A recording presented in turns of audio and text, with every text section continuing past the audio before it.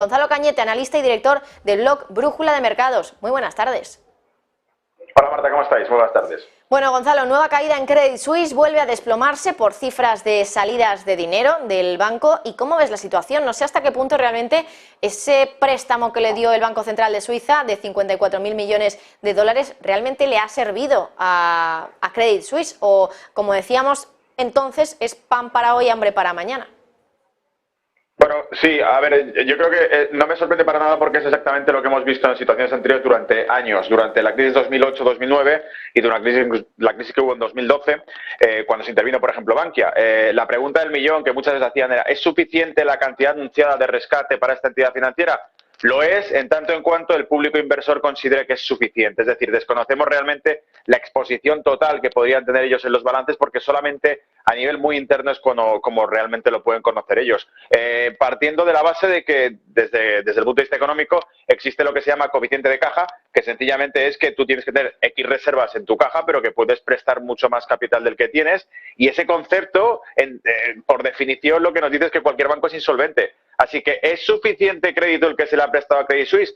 Lo será siempre y cuando consiga a cortar, por decirlo así, o hacer de cortafuegos la salida de capitales. Si el público inversor, si el mercado no considera que es suficiente dinero, pues habrá que anunciar más dinero todavía, porque no lo olvidemos, esto ya lo han dicho casi todos los banqueros centrales, lo dijo ayer incluso Christine Lagarde, la liquidez no es un problema, ellos pueden sacar liquidez donde haga falta y fabricarla porque tienen la máquina de hacer billetes. Por lo tanto, insisto, 50.000 millones, 80.000 millones, lo que haga falta para tapar los agujeros, a ver si así cuela, ¿no? Pero no sabemos cuál es la exposición total que puedan tener y siempre se especula con de qué grado o en qué cuantía puede ser la cantidad de derivados que pueden sostener este tipo de entidades financieras en el mercado expuesto OTC, o over the counter, un mercado completamente opaco en el que no sabemos realmente las partidas.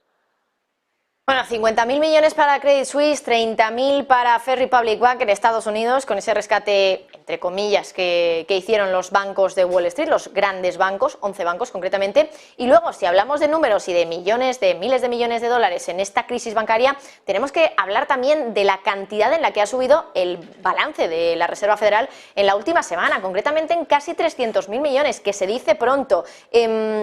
¿Podemos decir con esto, o qué análisis más bien sacas con esto, porque quiero preguntarte un poco en general, con la subida tan fuerte que hemos tenido del balance, que prácticamente ha eliminado toda la reducción del balance de los últimos 4 meses, si hacemos un cálculo rápido respecto a todo lo que ha subido el balance en los últimos días? Es sobre todo, entiendo, por los préstamos que ha dado la Reserva Federal a los bancos, pero ¿nos debe preocupar esto y nos debe hacer pensar que entonces en cualquier momento, en cuanto la Reserva Federal empieza a reducir la liquidez, pasa algo así, pasa una crisis financiera, tenemos recesión y de nuevo vamos a tener una inyección de liquidez por parte de los bancos centrales? Esto implica, por tanto, Gonzalo, por resumirlo mucho, que el quantitative easing es un monstruo al que nunca vamos a dejar de alimentar. Bueno, repito, lo dijo ayer Christine Lagarde, dijo, la liquidez nunca será un problema, tenemos instrumentos de tesoro para generar liquidez. Alan Greenspan hace años en CNBC contó directamente una pregunta, ¿qué pasaría si en el futuro no tuviésemos suficiente liquidez para pagar nuestras deudas, para hacer frente a nuestras deudas con los bonos del tesoro? Y dijo, bueno, supongo que siempre podríamos imprimir más dinero. Es decir, esa es la auténtica verdad que hay detrás de las políticas monetarias actuales. Lo que pasa es que cada vez es más ridículo, cada vez se les cae más la máscara, porque usted dígame, si la política que están siguiendo ahora es una política monetaria contractiva, que teóricamente era lo que era, usted lo ha dicho, durante el último año prácticamente han reducido el balance en 627.000 billones de dólares, que es realmente lo que hacía devolver al mercado los activos, los bonos. No nos olvidemos, ese es el mecanismo que ha traído el problema a todo esto. La Reserva Federal ha estado aspirando bonos, aspirando activos financieros durante años para evitar una crisis o una quiebra del sistema financiero, y ahora que todo se normalizaba, y dado que subía la tasa de inflación, estaba subiendo, bueno, vamos a ponernos serios porque la principal misión de un banco central es controlar el nivel de precios. Y como es así, como es nuestra primera misión controlar el nivel de precios, algo habrá que hacer. Empecemos entonces a reducir la liquidez en el mercado para contener la inflación. Vamos a devolver los bonos que hemos adquirido durante años al mercado y vamos a recuperar los dólares que inyectamos en la economía. Es lo que han hecho durante el último año. ¿Qué pasa? Que en la última semana han deshecho prácticamente una tercera parte de todo lo que han hecho durante el último año. De abril hasta marzo de este año, abril 2022 hasta marzo 2023, eran, como usted ha dicho, 626.000, 27.000 billones de dólares, y ahora en la última semana son casi 300 billones lo que han vuelto a colocar en el mercado para atajar este problema en cuestión. O sea, han empezado a comprar otra vez activos para evitar eso. Y no nos olvidemos que el problema original era la depreciación de los bonos en el mercado de renta fija por la subida de tipos de interés cuando no estaban colateralizados suficiente o cuando no estaban respaldados los ahorros o los depósitos de los inversores del Silicon Valley Bank. Ahí empezó toda la historia. O sea, lo que está haciendo es deshacer el camino iniciado y para mí es una pérdida de credibilidad masiva. QE o no QE, directamente, si la política monetaria tiene que ser contractiva, si están mostrándose severos con la tasa de inflación y diciendo que todo está bajo control, que todo va bien, por el otro lado lo que están haciendo es volver a inyectar liquidez. Ambas cosas son contradictorias, esto tiene que quedar clarísimo. Es contradictorio desde un punto de vista monetario, no es serio hablar de una política monetaria estricta que va a contener la inflación y al mismo tiempo empezar a inyectar de nuevo billetes para sostener al sistema financiero una vez más, porque esto lleva siendo así desde casi 1998 con el Long-Term Capital Management, cuando tuvieron que meter una cantidad ingesta de dinero para reflotar el sistema financiero. O sea que es la película que nunca termina, es la historia sin final de tendrás de inyectar liquidez para ir tapando cada agujero que se va formando. Y a la hora de retirarlo, como usted ha dicho, en el momento en que empieza a retirar la liquidez, vuelve a ver lo mismo. ¿Va a hacer falta realmente volver a reflotar? Pues parece que sí. Y solo un detalle más, Marta, para que no se nos olvide.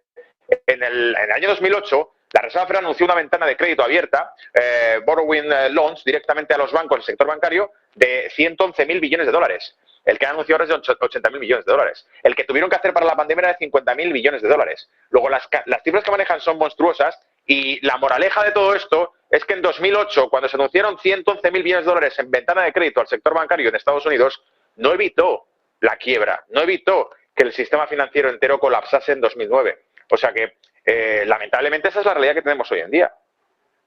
Está Credit Suisse, ¿no? Que luego, por otra parte, tenemos a UBS que se planteaba que podía ser el caballero blanco, salir a su rescate y comprarlo, pero dice UBS que no quiere. Entonces, ¿realmente hasta qué punto o cuál puede ser el destino que puede depararle a Credit Suisse, un banco que, como decimos, seguimos conociendo datos sobre las salidas de dinero, que no sé hasta qué punto, y lo decías tú también, realmente va a ser suficiente esa inyección de liquidez con el préstamo del Banco Central de Suiza, 54.000 millones, porque entiendo que es una crisis de confianza y no sé si el banco en solitario va a conseguir superarla, si no la compra ninguno.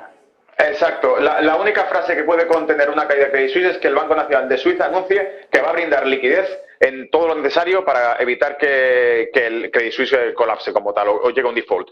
Es así, por ejemplo, llevándolo al mismo terreno, la única frase que frenó la subida de los CDS, en este caso de bonos de deuda soberana de Europa, los de Italia y los de España en concreto en 2012, fue cuando Mario Draghi dijo: compraremos a partir de una tasa de interés que consideremos razonable la cantidad necesaria. Es decir, cuando no se dijo ni cifras ni niveles. Es como si decimos que vamos a rescatar a Credit Suisse con 50.000 millones, pero quizá el mercado no lo acepta, no es suficiente.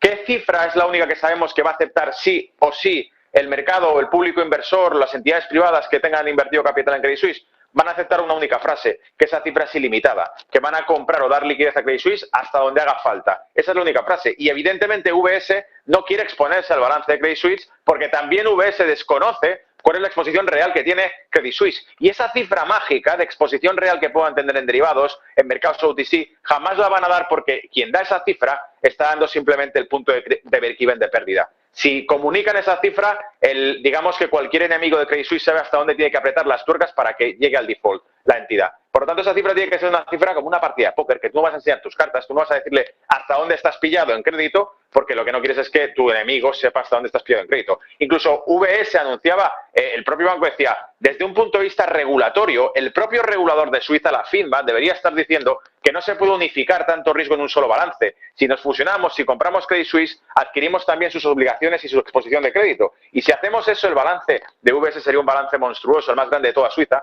y uno de los más grandes del mundo. Y al hacer esto, dice, el propio regulador financiero debería impedir este tipo de fusión porque sobreexpone el riesgo de Suiza como país a nivel bancario al unificar dos balances en un solo balance. Se supone que tendría que haber una mínima ley de competencia, una diversificación obvia para contener el riesgo bancario de Suiza, pero no, en este caso es que el gobierno empuja a que se fusionen para parchear Credit Suisse y para evitar que el Banco Nacional de Suiza tenga que hacer como el resto de bancos centrales el ridículo anunciando que va a imprimir billetes para tapar agujeros una vez más de otro banco de inversión que ha reventado. O sea que esta es la única realidad.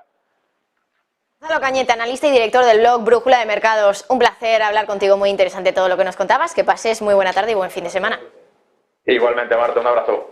Así que en el día de hoy, Credit Suisse de nuevo en el punto de mira, vuelve